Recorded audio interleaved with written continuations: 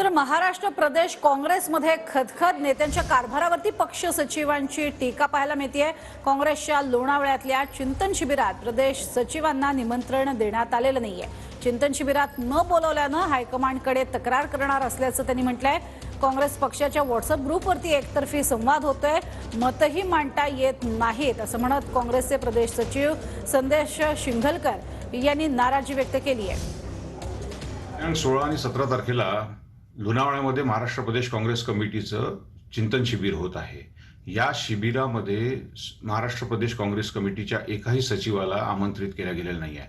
बरं, ही पहिली वेळ नाही आहे, ही दुसरी वेळ आहे। आणि मी एका वरिष्ठ पदाधिकाऱ्याशी बोललो की यावेळी माझी मनातली खदखद मी त्यांच्याजवळ बोलून दाखवली, तर त्यांनी मला म्हणतात, भाऊ तुम्हाला यायचं आहे का, मग आम्ही ऍडजस्ट करू शकतो। म्हणजे हे काय आहे? आणि महाराष्ट्र प्रदेश काँग्रेस कमिटीचा आमचा एक व्हॉट्सअप ग्रुप आहे, त्या ग्रुपला ओनली ऍडमिन केलं गेलेलं आहे। त्यावर काही विशिष्ट लोकच त्याच्यावर मेसेज करू शकतात असंही झालेलं आहे।